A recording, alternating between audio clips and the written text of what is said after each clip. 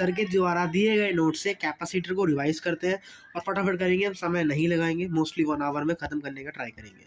What is capacitance? Capacitance एक device होती है जो कि इलेक्ट्रिक फील्ड एनर्जी को अपने अंदर स्टोर करने का काम करती है और हमारे कैपेसिटर ऐसे दिखाई देते हैं। कैपेसिटेंस जो होता है वो चार्ज को अपने ऊपर कैरी करके रखता है, जो कि charge basically electric field energy को स्टोर करके रखता है। ठीक है, और जैसे ही इसकी एनर्जी पूरी स्टोर हो जाती है वैसे ही ये सर्किट को बंद कर देता है बेसिकली, यानी कि करंट का फ्लो रोक देता है जैसे ही इसका कैपेसिटेंस का चार्ज फुल हो जाता है। ठीक है, चार्ज ऑफ कंडक्टर जो होता है वो डायरेक्टली प्रोपोर्शनल है किसके, पोटेंशियल ऑफ कंडक्टर, यानी कि Q बराबर होता है CV, अपने याद रखेंगे। C को ही हम कैपेसिटेंस बोलते हैं। तो चार्ज होता है डायरेक्टली प्रोपोर्शनल होता है वोल्टेज के, तो यहाँ से Q बराबर CV आता है, C हमारा कैपेसिटेंस होता है। ठीक है, कंडक्टर पर चार्ज कहाँ फैलता है, उसकी सरफेस पे फैलता है। इसका यूनिट क्या होता है, फैरेड होता है। 1 मिली का मतलब 10⁻⁻3, 1 माइक्रो का मतलब 10⁻⁻6, 1 नैनो का मतलब 10⁻⁻9, 1 पिको का मतलब होता है 10⁻12। अगर आप डायमेंशन निकालोगे तो चार्ज अपॉन एनर्जी बट्टे देखो हम जब डायमेंशन सीखेंगे तो वहाँ पे इसको निकालना सीख लेंगे। ठीक है, कैपेसिटेंस ऑफ स्फीयर, स्फीयर का कैपेसिटेंस क्या होता है, 4πε0 r होता है। कितना होता है, 4πε0 r होता है, याद रखेंगे इसको हम। Q बराबर CV होता है। ये सिर्फ किस पे डिपेंड करता है, शेप पर, साइज पर, मीडियम पर, प्रेजेंस ऑफ अदर कंडक्टर्स पर, and he increase many times when two inductor are places near each other. They don't depend upon Q and V, while they depend on medium. They depend on presence of other conductors. They depend on their size. They depend on their shape. Conductor उस पर depend करता है। Conductor never be depended upon the charge and the voltage, ये voltage और charge पर depend नहीं करता। कितनी एनर्जी स्टोर करता है, हाफ CV² या Q²/2C, ये अपने को याद रखना, ये दो याद रखने हैं, ये तो हम इससे डिराइव कर सकते हैं, निकाल सकते हैं। अगर स्फेरिकल कैपेसिटर होता है तो उसका जो चार्ज है वो कितना आता है, तो C बराबर होता है 4πε0 AB अपॉन में बड़ी रेडियस माइनस छोटी रेडियस, याद रखेंगे। आई में भी ये रेसिस्टेंस की तरह ही है, सो आपको याद हो जाएगा। सिलेक्ट्रियस फॉर्मूला जस्ट लाइक, है ना, आगे वो नहीं है। सिलेंड्रिकल कैपेसिटर होता है तो सिलेंड्रिकल कैपेसिटर के लिए जो कैपेसिटेंस का फॉर्मूला होता है वो होता है 2πε0, लेंथ लेंगे हम ये वाली, करंट अगर ऐसे है तो लेंथ हम ये वाली लेंगे L, और अपॉन में आएगा ln B अपॉन में, यही हमें याद रखना है, 2πε0 L अपॉन ln में B/A। आगे बढ़ते हैं, अगर हमारे पास एक कंडक्टिंग प्लेट है तो हमने इलेक्ट्रोस्टैटिक में पढ़ा है, अगर कंडक्टिंग प्लेट है तो उसकी दो सरफेस होती है जिसकी वजह से इसका जो इलेक्ट्रिक फील्ड होगा वो सिग्मा/ε0 हो जाता है। ठीक है, नॉन कंडक्टिंग के लिए, लेकिन ये क्या लिखा है, नॉन कंडक्टिंग, यहाँ पे रिवाइज करवा रहे हैं, काम आएगा इसलिए रिवाइज करवाया गया है। अगर नॉन कंडक्टिंग प्लेट है तो उसका जो इलेक्ट्रिक फील्ड होता है वो आता है σ/2ε और Q/2A ε0, क्योंकि नॉन कंडक्टिंग में सिंगल सरफेस होती है, सिंगल लेयर ऑफ चार्ज होती है। लेकिन अगर आप कंडक्टिंग प्लेट लेके आते हो तो वहाँ पे दो सरफेस होती हैं, दो सरफेस होती है, जिसकी वजह से इनका जो इलेक्ट्रिक फील्ड है वो σ/E और σ/ε हो जाता है, और जो एरिया होता है वो होता है अपना 2A। तो यहाँ पे जो E हो जाएगा वो हो जाएगा हमारा Q अपॉन में 2A ε0, आप ये याद रखेंगे। ठीक है, चलिए parallel plate capacitor, parallel plate capacitor के बीच में जो इलेक्ट्रिक फील्ड आएगी वो कितनी आएगी, E आएगी। इसका वैल्यू क्या आएगा, Q/A, अभी आपको बताया। वोल्टेज क्या होता है, E इंटू में D क्या है, दोनों के बीच का डिस्टेंस, आप लिख सकते हो वहाँ से। तो यहाँ से जो C का फॉर्मूला आता है, कैपेसिटेंस का फॉर्मूला, ये हमने याद रखना है, कितना होता है, A/ε0/D, और एनर्जी स्टोर्ड कितनी आती है, हाफ CV²। अगर आपको फोर्स निकालना है प्लेट्स के बीच में, तो अगर मैं इस वाली प्लेट्स पे फोर्स निकालना चाहता हूँ तो मैं चार्ज लिखूंगा इसका, और जो इलेक्ट्रिक फील्ड लिखूंगा वो इस वाले की वजह से इस पे जो इलेक्ट्रिक फील्ड आएगी वो मैं लिखूंगा। तो याद रखेंगे, जैसे मुझे फोर्स निकालना है Q2 पर, तो मैं इलेक्ट्रिक फील्ड किसकी लिखूंगा, Q1 वाले चार्ज की वजह से इलेक्ट्रिक फील्ड जो आएगी वो मैं यहाँ पे मल्टीप्लाई करके लिखूंगा। तो फाइनली फोर्स क्या आता है हमारा, Q² में 2A ε0। बाकी याद करने की जरूरत है, आप इसे डिराइव कर सकते हो। ये एनर्जी स्टोर्ड का फॉर्मूला होता है पैरेलल प्लेट कैपेसिटर में। फोर्स बिटवीन प्लेट क्या होता है, Q square upon 2a epsilon naught, और अंदर की तरफ इलेक्ट्रिक फील्ड कितनी आती है, Q by A epsilon not. ये नेट इलेक्ट्रिक फील्ड है बिटवीन प्लेट्स में, नेट है, ठीक है। और इस पे निकालनी हो तो कितनी आती है, सिंगल प्लेट पर Q by 2a epsilon not. दोनों प्लेट के बीच में नेट निकालनी है तो Q by A epsilon not, याद रखेंगे। पैरेलल प्लेट कैपेसिटर में इलेक्ट्रिक फील्ड एनर्जी आती है Q by A epsilon not, दोनों की वजह से। इलेक्ट्रिक फील्ड बिटवीन प्लेट्स क्या होगा, क्यू बाई एप्सिलॉन नॉट, ये होगा हमारा electric field, which is equals to V by D. Capacitance क्या होगा, A epsilon naught upon D. Force between charge क्या होगा, वही जैसे मुझे इस पे निकालना तो उसकी वजह से इलेक्ट्रिक फील्ड लिखूंगा, इस पे निकालना तो उसकी वजह से इलेक्ट्रिक फील्ड लिखूंगा। आता क्या है, Q square by 2a epsilon naught. और एनर्जी स्टोर्ड क्या होती है, half C V square, Q square by 2c। If parallel capacitor are not completely overlapped, देखिए अगर ये ऐसे दे रखे हैं तो हम एरिया कितना लेंगे, सिर्फ इतना ही एरिया लेंगे। तो हम सिर्फ ओवरलैप्ड एरिया लेते हैं कैपेसिटेंस निकालने के लिए। सी बराबर होता है एप्सिलॉन अपॉन डी। तो ये जो ए एरिया आएगा ना, वो जहाँ तक वो ओवरलैप्ड होगा वही वाला एरिया आपको आता हुआ नज़र आएगा। अगर हम कैपेसिटर को बैटरी से जोड़ते हैं तो करंट तब तक फ्लो होता है जब तक आपका ये कंप्लीटली चार्ज ना हो जाए। Charge flow in a circuit capacitor get charge at applied volt, अगर charge flow is circuit capacitor get charge at applied voltage कितना, क्यू बराबर C V. Energy supplied by battery कितना होगा, क्यू सप्लाई इनटू में EMF, जो कि किसके बराबर आएगा, सी वी स्क्वायर के बराबर आएगा। और कितना होता है, हाफ सी वी स्क्वायर होता है। अगर आपको एच निकालना हो तो वो क्या होगा, energy supplied by battery minus energy stored, तो हमें क्या मिल जाएगा, हीट लॉस मिल जाएगा। वो आएगा क्या, हाफ सी वी स्क्वायर।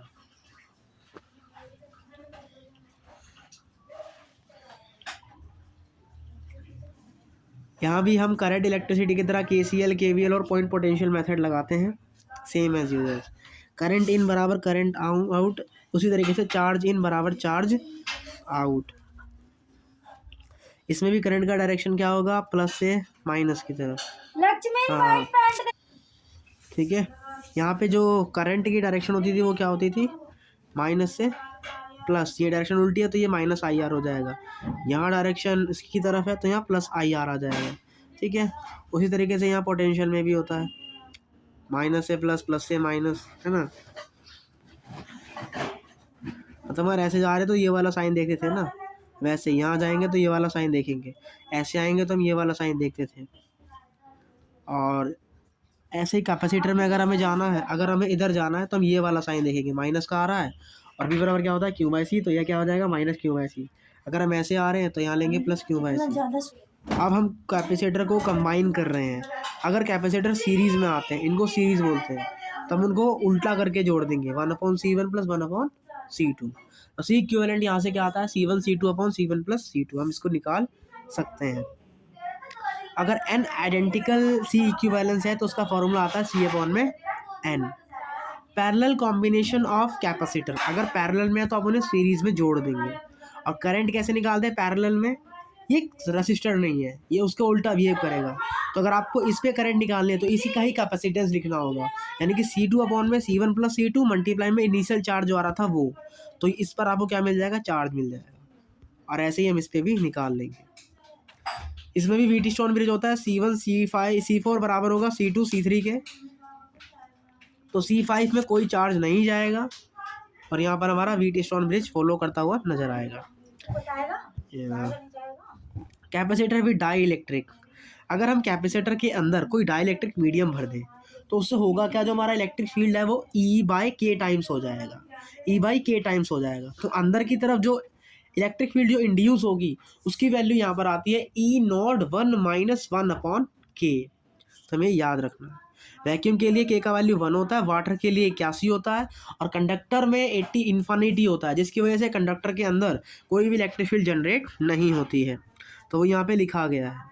तो जिस मीडियम में जाएगा उसका K टाइम्स कम हो जाएगा, लेकिन कंडक्टर में नहीं होगा, कंडक्टर में तो 0 हो जाएगा। मेटालिक स्लैब कंडक्टर ही एक तरीके का है, कंडक्टर ही एक तरीके का, मतलब क्या, कैपेसिटर विद डाई इलेक्ट्रिक। तो अगर कैपेसिटर की बात करें तो जो कैपेसिटर है वो के टाइम्स हो जाता है हमारे पुराने वाले कैपेसिटेंस का। तो एयर में जो कैपेसिटेंस आता था और जो मीडियम में कैपेसिटेंस आता है वो के टाइम हो जाता है एयर में कैपेसिटेंस के। ये फॉर्मूला भी हमें यहाँ पे लर्न करना है। तो ये चीज़ें याद रखनी है। पहला, electric field between plate E by के टाइम्स हो जाता है। वोल्टेज कैसे निकालते हैं, इलेक्ट्रिक फील्ड मल्टीप्लाई में उनके बीच का डिस्टेंस। कैपेसिटर हो जाता है के टाइम्स हो जाता है एयर वाले का, मतलब K A epsilon naught upon D.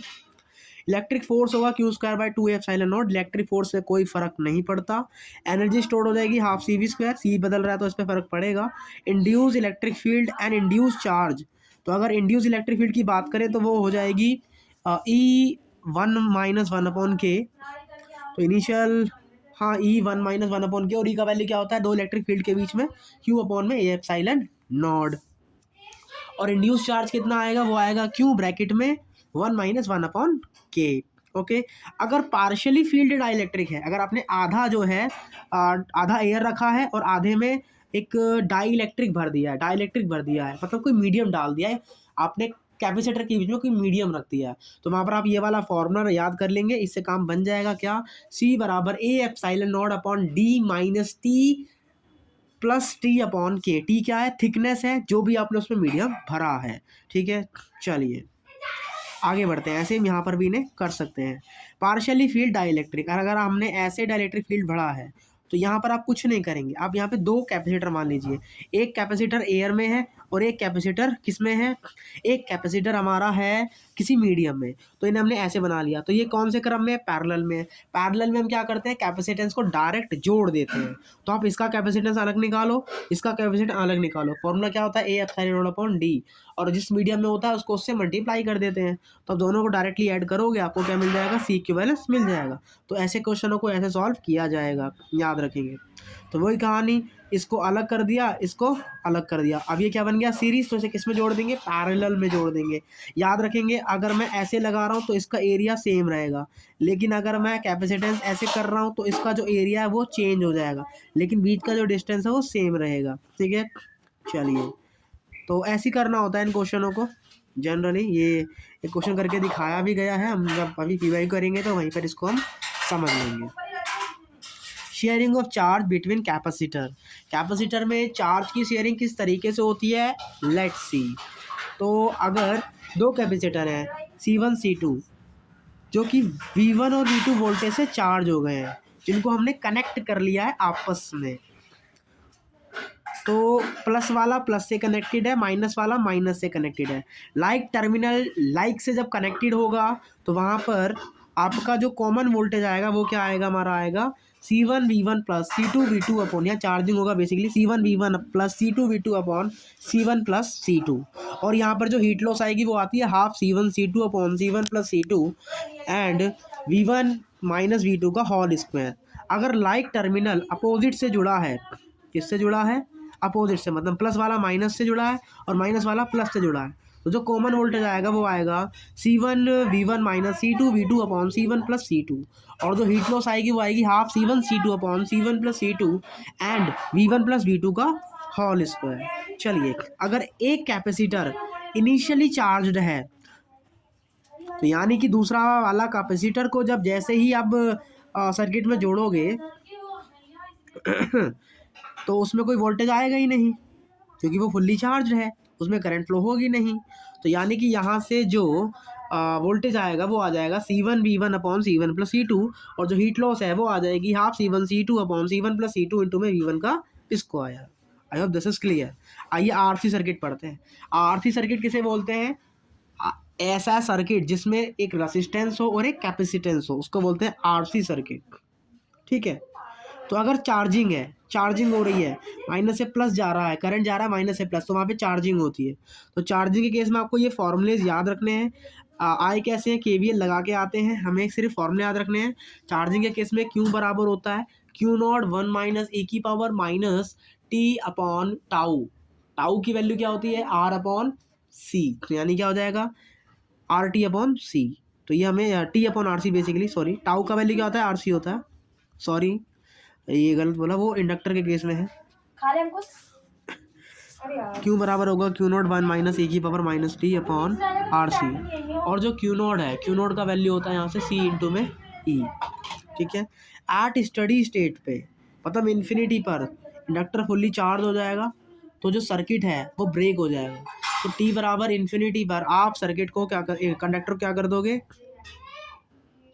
हम कंडक्टर को क्या कर देंगे, कंडक्टर को हम तोड़ देंगे और इनिशियल पर हम स्ट्रेट वायर बना देंगे। लेकिन इंडक्टर में इसका उल्टा होता था।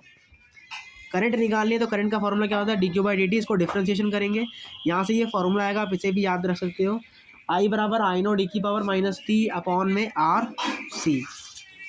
ये याद करना है, अगर चार्जिंग सर्किट होता है तो ये कहानी हमें यहाँ पे देखने को मिलती है। टाउ बराबर आर सी होता है, क्यू नोट बराबर सी ई होता है और आई नोट बराबर ई अपॉन आर होता है। जो हमने करंट में फॉर्मूले पढ़े हैं ना, वही फॉर्मूले हैं ये। ठीक है, energy Q square by two C होती है, पावर आई स्क्वायर आर होती है। ये सारे वैल्यू फॉर्मूले को इसमें पुट करोगे तो आपको एनर्जी मिल जाएगा, पावर मिल जाएगा, और जो भी क्वेश्चन में पूछा है वो यहाँ पर सब हमको मिल जाएगा। एट स्टडी स्टेट और फाइनली टी इन्फिनिटी पर कैपेसिटर फुल्ली चार्ज हो जाता है और कोई करंट फ्लो नहीं होती है, जिसकी वजह से टी बराबर इन्फिनिटी पर हम कैपेसिटर को ब्रोकन वायर मान लेते हैं, टूटा हुआ तार। जिस तरीके से इंडक्टर का ग्राफ आता था उसी तरीके से यहाँ भी इसका ग्राफ आपको देखने को मिलेगा क्यू और टी के बीच में। और अगर आई नोड के बीच में पूछा है तो ग्राफ आपको ऐसा देखने को मिलेगा। मैक्सिमम कहाँ होगा, टी बराबर टाउ पर कितना, 0.63 क्यू नॉट। ठीक है, तो ये स्टडी स्टेट पर आपको ऐसी कहानी देखने को मिलेगी। अगर डिस्चार्जिंग है तो डिस्चार्जिंग के केस में बस सिंपल सा फॉर्मूला आ जाएगा, कौन सा, क्यू बराबर क्यू नॉट ई की power minus T upon tau, tau बराबर आर सी, आई बराबर आई नॉट ई की power minus T upon tau, ये याद रखना है। क्यू बराबर क्यू बाय सी होता है, क्यू का वैल्यू पता है, तो यहाँ क्यू का वैल्यू रख दोगे तो आपको वी सी मिल जाएगा। वी आर बराबर आई आर होता है, तो यहाँ पे आई का वैल्यू पुट कर दोगे, वी आर मिल जाएगा। इंडक्टर की जो एनर्जी, सॉरी कैपेसिटर की जो एनर्जी होती है वो Q square by two C होती है, क्यू का वैल्यू पुट कर दोगे आपको कैपेसिटर की एनर्जी मिल जाएगी। और फाइनली मतलब टी बराबर इन्फिनिटी पर यहाँ पे कोई करंट फ्लो नहीं होगी, जिसकी वजह से ये क्या बन जाएगा, ब्रोकन वायर बन जाएगा। तो आर सी डिस्चार्जिंग में अगर आपको यहाँ पे ग्राफ बनाना है क्यू और टी का, तो आपको ऐसा ग्राफ देखने को मिलेगा। तो यहाँ पर मैक्सिमम टी बराबर टाउ पर वैल्यू क्या आती है, 0.37, और डिस्चार्जिंग में भी क्या आती है, 0.37। याद रखना, बोला यार ई की पावर माइनस का जो ग्राफ होता है वो ऐसे बनता है और वन माइनस वाले का ग्राफ ऐसे बनता है। सिंपल है, वन माइनस में टी बराबर टाउ पे 0.63 आता है, और ई की पावर माइनस वाले में मतलब चार्जिंग वाले में अगर आई नोट निकाल रहे हो या फिर डिस्चार्जिंग में क्यू और आई निकाल रहे हो तो टी बराबर टाउ पर वैल्यू कितनी आती है, 0.37 टाइम्स आती है। आई होप ये हमारा क्लियर हुआ, और सर के द्वारा दिए गए नोट से हमने फटाफट 17 मिनट में कैपेसिटर के सारे फॉर्मूले, सारे कंसेप्ट रिवाइज कर लिए। आइए अब हम इसके कुछ क्वेश्चंस करते हैं। चलिए अब हम इसके क्वेश्चंस करते हैं। क्वेश्चंस जब तक नहीं होंगे तब तक रिवीजन नहीं होगा। सबसे पहले आंसर छिपा लीजिए, और आंसर देख भी लिया तो एज योर विश, तो करते हैं आंसर। चलिए क्वेश्चन कह रहा है, एक फोर्स है 10 न्यूटन का, ठीक है ना, एक फोर्स है 10 न्यूटन का, जो कि देखो सबसे पहले फोर्स दिया है 10 न्यूटन का, ठीक है, सबसे पहले वैल्यू लिख लो, छोड़ो। तो particle place between two plates of charge capacitor, क्या बात है, दो प्लेट है जो कि चार्ज है और कैपेसिटर है, okay. If one plate of capacitor is remove, okay, मैं यदि इस एक प्लेट को हटा दूं, then the force acting on the particle on that particle will be, यानी कि बेसिकली जिसको मैं हटा रहा हूँ उस पर वो फोर्स पूछ रहा है, तो इस पे फोर्स कितना आता था, इतना फोर्स लगाओगे तो ये हट जाएगा। फोर्स कितना आता था, Q square bye A epsilon not. I hope कि यही आता था, है ना। अच्छा, इन्होंने हमें फोर्स दिया है, फोर्स पूछा है 10 Newton acts a charge particle place between two plates, दो प्लेट्स के बीच में जो रखा है फोर्स, उस पर जो चार्ज लग रहा है वो 10 न्यूटन लग रहा है। तो हम जानते हैं फोर्स बराबर क्या आता है, क्यू इंटू ई होता है। तो यहाँ से 10 बराबर क्यू इंटू ई हो जाएगा, ठीक है। अब हमें इस वाले पे निकालना है, इस वाले की वजह से। तो इस पे इलेक्ट्रिक फील्ड कितनी आएगी, अगर टोटल ई है तो इस पे आधी होगी जो कि इसकी वजह से आएगी, और इसका जो चार्ज है वो क्यू होगा, और क्यू ई का वैल्यू कितना दिया है 10 न्यूटन डिवाइड बाय 2, तो यानी कि फोर्स कितना लगाना पड़ेगा आपको 5 न्यूटन लगाना पड़ेगा। एक बार फिर से समझो क्या कह रहा है। The question is very clear and अच्छा कंसेप्चुअल तरीके से। The question is just saying that कि आपके पास दो प्लेट थी, हमने अभी तो पढ़ा कि भाई दो प्लेट होती हैं, दो प्लेट के बीच में इलेक्ट्रिक फील्ड कितनी आती है, ये आती है। अगर मुझे इस पर फोर्स निकालना है तो मैं इसकी वजह से जो इलेक्ट्रिक फील्ड आएगी वो लिखूंगा। तो मैग्नीट्यूड सेम है, तो आधी इलेक्ट्रिक फील्ड यहाँ आती थी और आधी यहाँ आती थी। तो अगर मैं इस पे निकाल रहा हूँ तो मैं इसकी वजह से तो लिखूंगा, तो यहाँ क्या आएगा E/2। और उसने क्या बोला है, इसके बीच में चार्ज पार्टिकल रखा है, तो दोनों की वजह से तो आएगा वो। तो दोनों की वजह से फोर्स कितना आएगा, फोर्स बराबर Q into total electric field. तो यहाँ से क्यू ई का वैल्यू कितना दिया है 10 न्यूटन। तो मैं क्यू ई बाय 2 चाहिए, तो क्यू ई का वैल्यू 10 है, 2 से भाग कर दिया तो आंसर 5 न्यूटन आ गया। चलिए आगे बढ़ते हैं।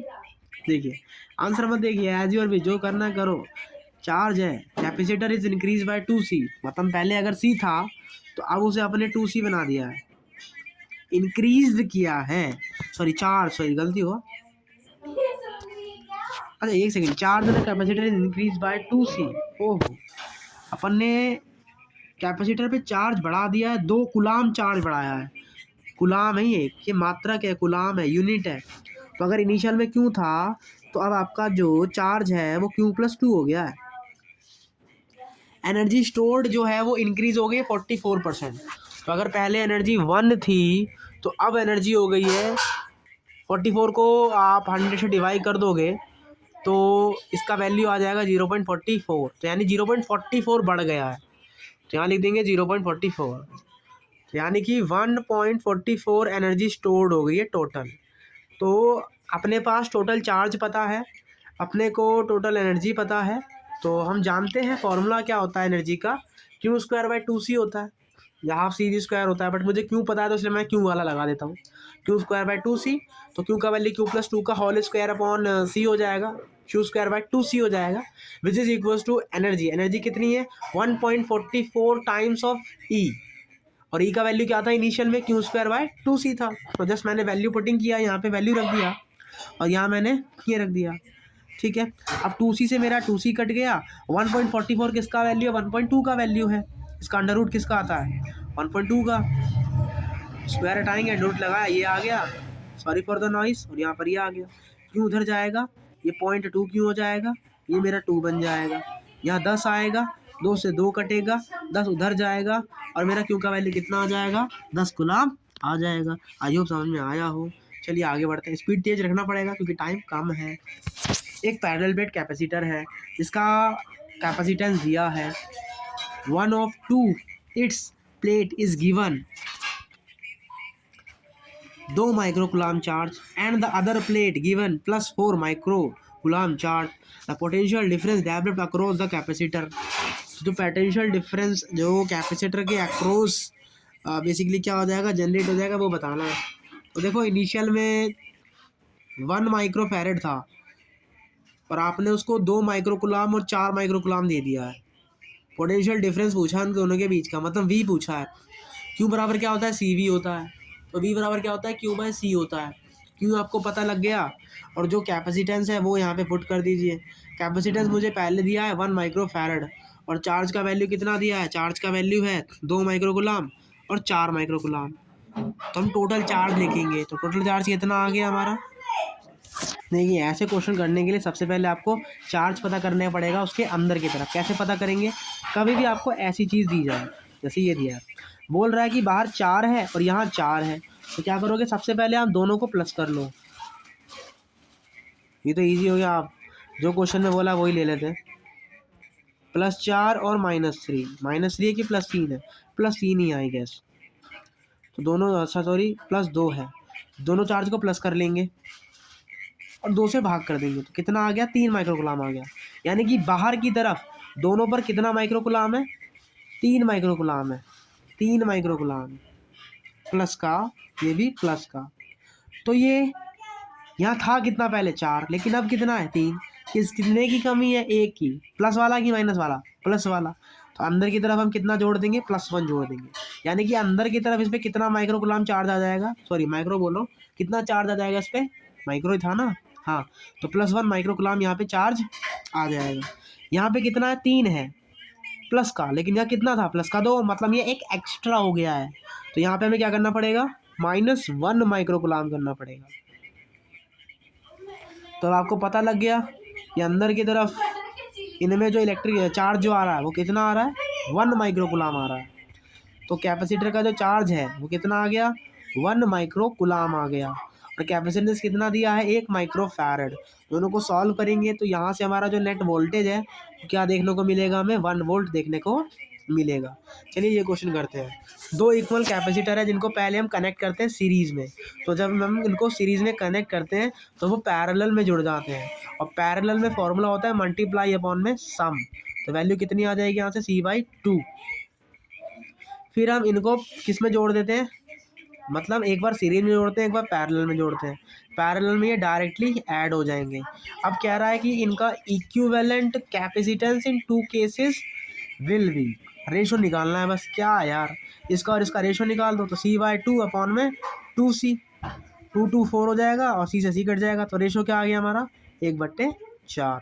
तो ऑप्शन नंबर ये आ जाएगा। सॉल्यूशन आप यहाँ से देख सकते हो, अगर इसमें खिचड़ी पक गई है तो दिस इज आवर सॉल्यूशन। चलिए आगे बढ़ते हैं। क्वेश्चन क्या आ रहा है? Total charge on the system C1 C2 C3 C4 connected in parallel. आए है ये कुछ भी नहीं है, पैरेलल में है तो डायरेक्टली ऐड कर दीजिए। कितना आएगा? 4 3 7 7 2 9 और 1 10। इसका मतलब टोटल कैपेसिटेंस कितना है? 10 माइक्रोफैरड। आपसे पूछा क्या है? टोटल चार्ज पूछा है। तो Q बराबर क्या होता है? CV। नेट C आपको पता है, नेट वोल्टेज दिया है, 20 से मल्टीप्लाई कर दीजिए तो आंसर कितना आ जाएगा? 200 microcoulomb. That means option number 2। ठीक है, चलिए एक ये वाला क्वेश्चन कर लेते हैं। क्वेश्चन सिंपली कह रहा है कि आपके पास एक कैपेसिटर ये है C1 C2 और C3 आर कनेक्टेड है so in the figure. Find the ratio of charge on capacitor C1 C2 and C3।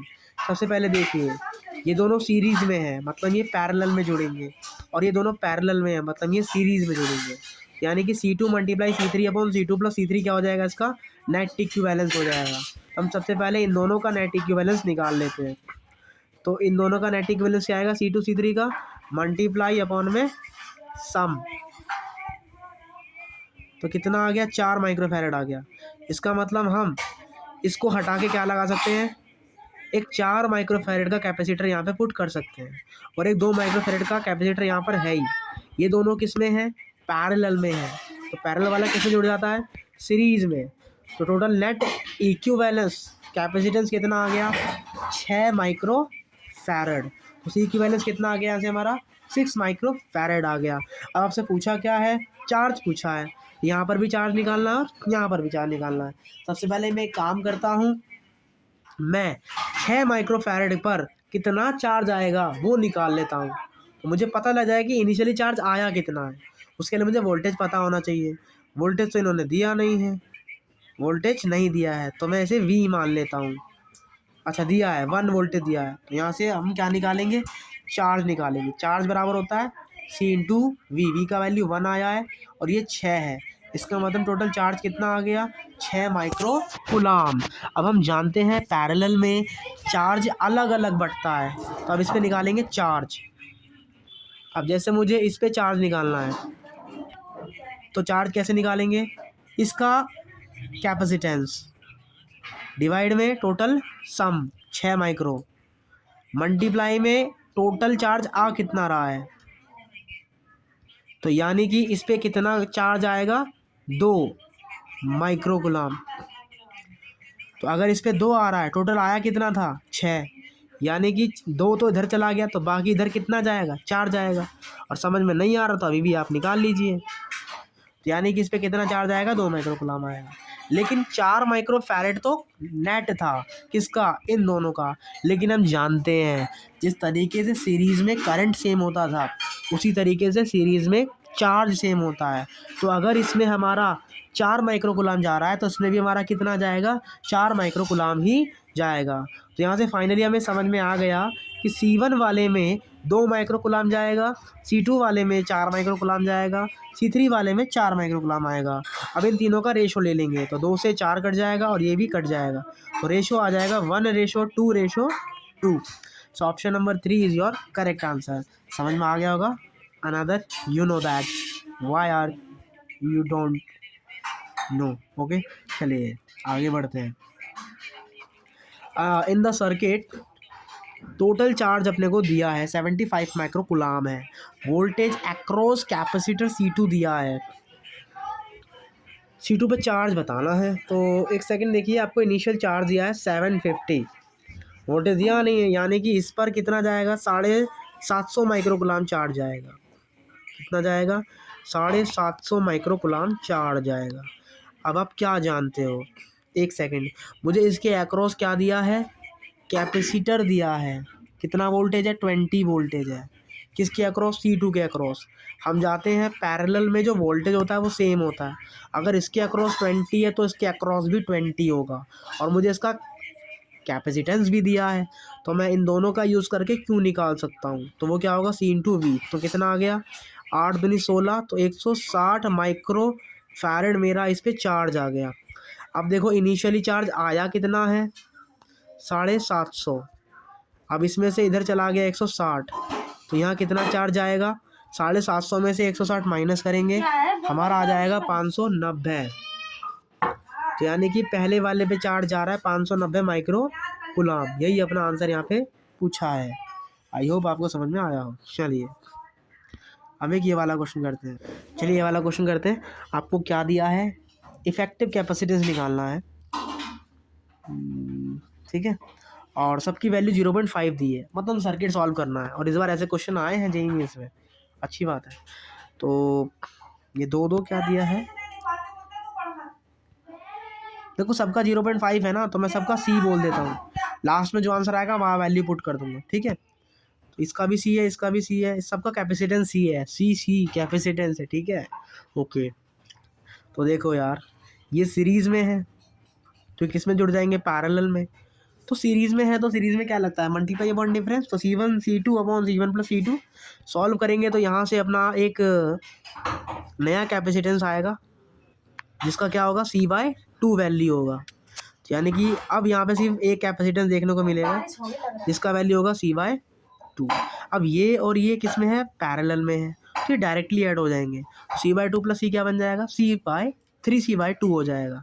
तो इस पूरे की जगह यहाँ पर एक नेट कैपेसिटेंस आ जाएगा, कितना, 3C/2। तो यहाँ भी C है अपना, यहाँ भी C है, उसी तरीके से ये भी पैरेलल में है, तो ये भी दोनों जुड़ जाएंगे। तो इस पूरे की जगह आ जाएगा यहाँ पर एक नया कैपेसिटेंस, जिसका वैल्यू होगा 2C। ये दोनों किस में है, ये दोनों हैं हमारे सीरीज़ में, तो मल्टीप्लाई अपॉन सम कर देंगे तो वैल्यू कितना आएगा, 2C/3 आएगा। यानी कि इसको सॉल्व करने से इसकी जगह हम क्या लगा सकते हैं, एक नया कैपेसिटेंस, जिसकी वैल्यू क्या होगी, 2C/3 होगी। तो देखो फाइनली सर्किट क्या बन गया मेरा, फाइनली मेरा सर्किट यहाँ बन जाएगा, यहाँ आएगा 2C/3, यहाँ आएगा 3C/2C। ये किस में है, सीरीज़ में, तो दोनों किस में जुड़ जाएंगे, पैरेलल में। वैल्यू क्या आएगा, मल्टीप्लाई अपॉन सम, तो 3C/2 into C/3C/2 plus C, मतलब 5C/2 और 3C/2 मतलब 3/5 आ गया। कितना आ गया इधर हमारा, 3/5 आ गया। देखो अगर हम C मान के कर रहे हैं तो काफ़ी ज़्यादा कॉम्प्लेक्सिटी आ रही है, इसका वैल्यू ही पुट कर लेते हैं। वैल्यू पुट करके करेंगे तो इजीली हो जाएगा। 0.5 क्या है, 1/2 है, तो बस यार 1/2 वैल्यू पुट कर दो यहाँ पे, ठीक है, यहाँ वैल्यू पुट कर दो 1/2। तो ये और ये किस में है अपने, ये और ये हमारे हैं सीरीज़ में, तो पैरेलल में हो जाएंगे। तो यहाँ से वैल्यू कितना आ जाएगा हमारा, यहाँ से वैल्यू आ जाएगा हमारा ठीक है, C ही मान लो, C ही सही है मेरे हिसाब से, ठीक है, C ही कर लो, बात ख़त्म। कभी भी आया C मान लो, बात ही ख़त्म। इसका वैल्यू क्या आ जाएगा, C/2 आ जाएगा, अभी निकाला। ये और ये किस में है, पैरेलल में है, ठीक है, सबका मैंने C ही माना कैपेसिटेंस, तो ये किस में हो जाएगा, अरे एक मिस्टेक हो गया, ऐसा मिस्टेक हो सकता है, ध्यान रखना। ये जो 0.5 है ना, ये इसका वैल्यू दिया है भैया, इन सब का तो ये ही कैपेसिटेंस है, ये कंडक्टर नहीं है, ये कुछ वैल्यू नंबरिंग नहीं करी है, यही इसका कैपेसिटर है। ये मिस्टेक, तभी कहूँ ये इसका आंसर ही क्यों नहीं आ रहा। ध्यान रखना, यही कैपेसिटर है, ये सी का वैल्यू दिया है। So read question properly. तो इसका वैल्यू कितना आ जाएगा, 2 × 2/2 मतलब कितना आ गया, 1 आ गया। सॉल्व करने पे कितना आ गया, 1 आ गया। अब ये और ये किस में है, पैरेलल में, तो वैल्यू कितना आ जाएगा, 1 and 1 2 हो गया।